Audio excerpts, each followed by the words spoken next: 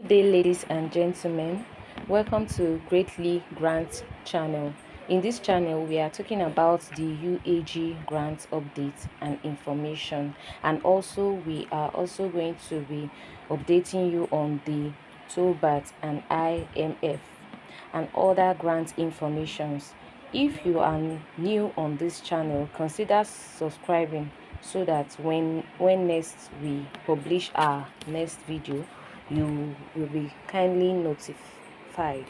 Thank you once again for having me on Greatly channel. Bye for now. We are here with I'm here tonight or this evening precisely with a very wholesome message that was crafted by an individual. It's just like like a summary or just a conglomeration of conglomeration. It's just like a holistic approach towards what had happened in recent times now being collated together for our field.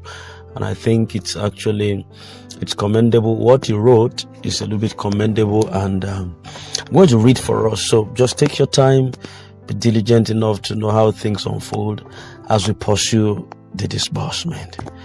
All right, it began with a congratulations that the storm is over. At long last, there is a fresh wind blowing across the nation.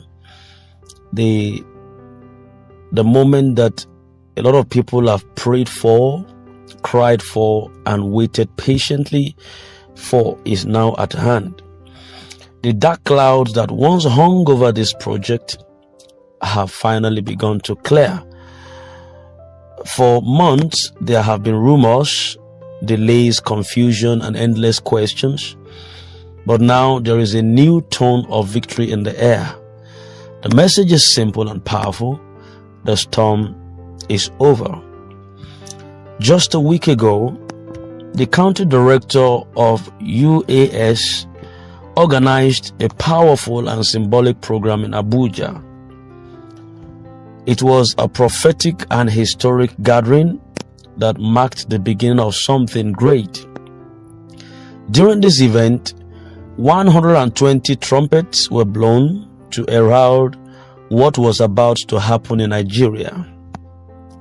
That moment represented a divine signal of breakthrough, a loud announcement that the time for financial liberation had finally come. The director didn't keep silent afterwards. He boldly confirmed in his interview on Kakaki AIT that disbursement was set to begin this very week. The statement actually reignited hope again among millions who had been waiting for so long. As expected, major high-level meeting followed immediately after the announcement. On Tuesday and Wednesday, powerful deliberations were held concerning tax deductions on the disbursement fund. The federal government insisted that a portion of the fund should be taxed before being distributed to the masses. This became a heated point of discussion and controversy. The authorities eventually agreed to this demand, not because they wanted to delay the process, but to ensure that there would be no further obstacles or excuses from the government side. However, shortly after this agreement, another issue arose. The federal government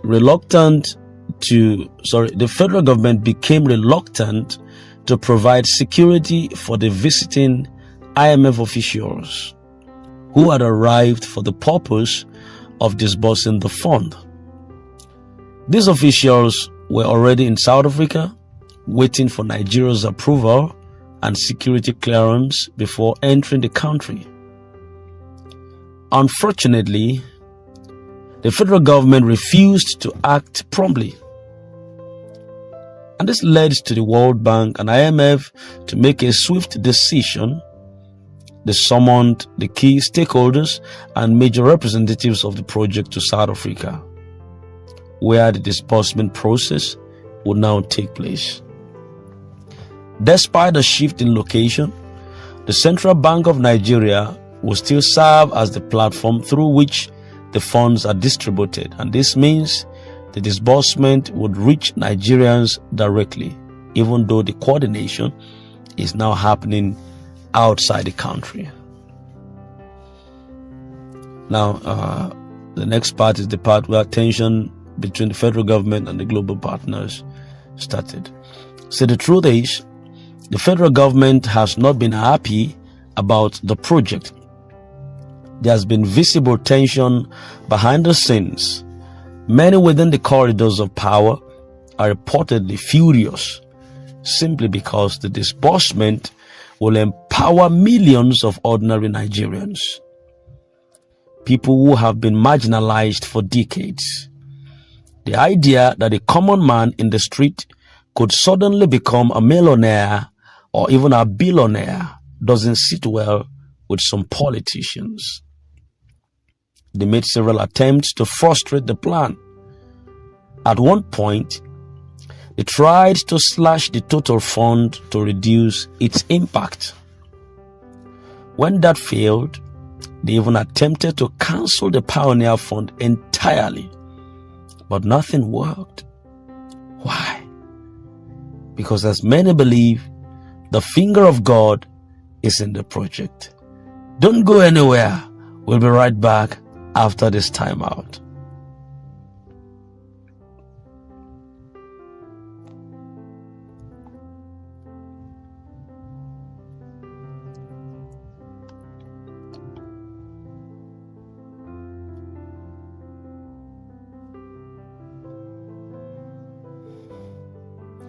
All right, welcome back once again, and still on course. Yes, before we left off, it was said that the federal government tried to cancel the Pioneer Fund entirely, but it never did work out because, as many believed, the finger of God is on this project. And truly, God has been using certain key figures, notably the former president Olusegun Obasanjo and Dr. Ngozi Okonjo-Iweala, Director General of the World Trade Organization, to defend the interest of the masses. Their involvement has brought legitimacy, strength, and direction to the process. It is now clear that this project cannot be stopped. Every major document has been signed by the federal government, the World Bank, the International Monetary Fund, the United Nations, the International Court of Justice, and even other African countries that are connected to this great initiative. And this means that the project has gone far beyond Nigeria's borders. Because of the nature of these agreements, the federal government has no legal power to stop the process. The most they can do is to delay it. And they already tried that earlier this week. They invoked the Tax Reform Act, which President Tinubu signed into law in June 2024. Even though it was originally meant to take effect from January 2026, they brought it forward suddenly, perhaps as a last-minute strategy to slow down the disbursement. But that attempt has failed too. The World Bank and IMF are now in full control, and the green light is expected any moment from now. Now, why is the World Bank pushing so hard? The World Bank has made it clear that its goal is to ensure that this fund is released without further delay.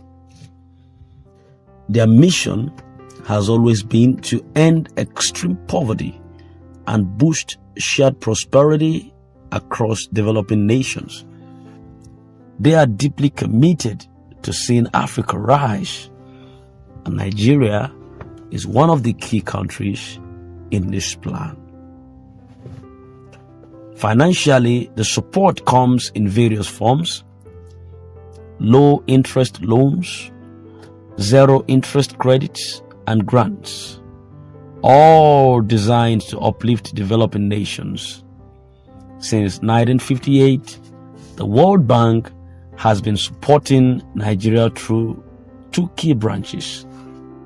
Number one, the International Development Association, IDA, and secondly, the International Bank for Reconstruction and Development, IBRD.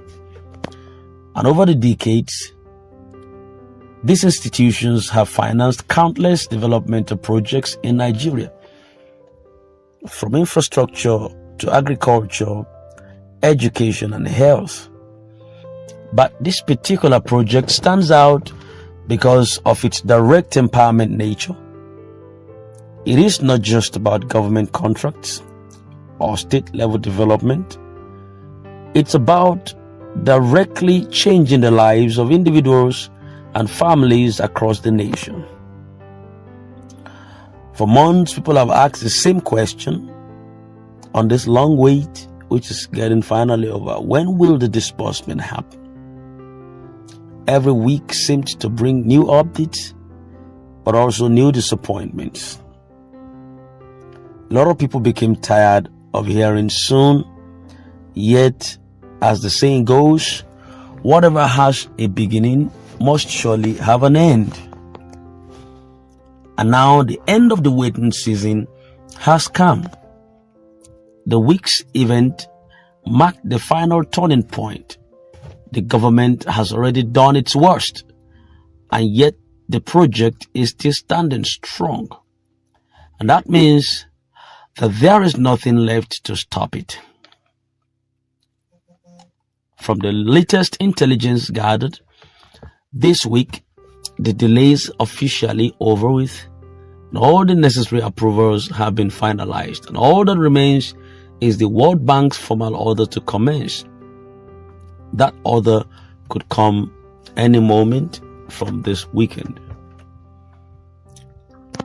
To crown it all, the former President Olusegun Obasanjo confirmed the readiness of the fund in his speech at the Bauchi State Economic and Investment Summit held on Thursday, where he boldly announced that the fund to develop Africa is available. Yes, I had that, though I didn't project that on this platform, but I think I had when he was talking, like he was not among those that should supply or give speech, but finally he was called to come and to come and give a speech. Now that public declaration was not just political, it was prophetic, which confirmed everything the insiders had been saying quietly. The funds are ready and disbursement is about to happen. Finally, it has been a long and tiring journey for a lot of Nigerians who believed in this vision.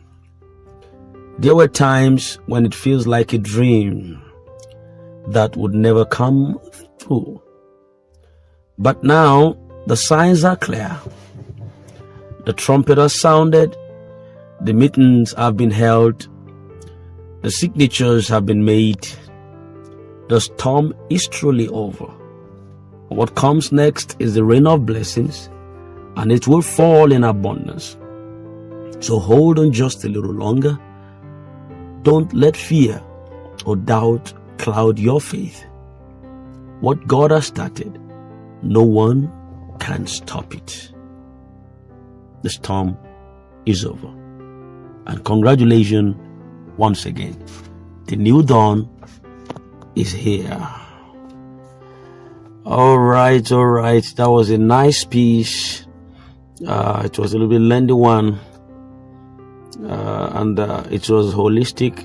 It captured some recent events in recent times. A lot of things, activities going on to the current state that has to do with the message of Ngozi Israel this morning to the community. I think that was the longest of Ngozi Israel's message. That was the longest. When I was listening to that message, it was quite long. A lot of things were said there, and I might still bring in some analysis from what she said, but I think she has never released a voice note that long, around 27 minutes, so a lot of messages were passed there that is also good for our consumption, and some of them that we need to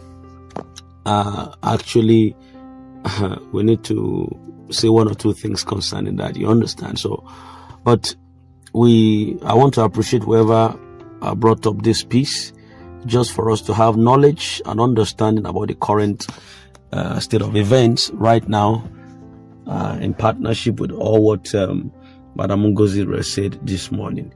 So, hands crossed, we still look forward to our expectation. Ngozi was emphasizing this month, because this month is the month of my birthday, and I will celebrate this month with joy and with being a rich woman. I just that's good, that's wonderful, and that's all right. And every one of us, even though we are not celebrating our birthday, we want to end this cycle of lack, a cycle of impoverishment and poverty in the grand ecosystem. Let it not just be for one person, but let it be for all and sundry, everyone in expectation that desires a change of raiment, a change of lifestyle, a change of abode. Let it happen within this month for us by God's special grace. October should be a defining month for us, a month where God is going to bring it to pass, that which He promised us. Thank you very much, and we're drawing the curtain for this afternoon commentary, just to come back again, possibly if we have a better update. We are rest assured that we are going to get that, and in a short while. This is Princess. In case you're new, do kindly subscribe and hit the bell so you wouldn't have to miss out on vital update. God bless you and have a nice day.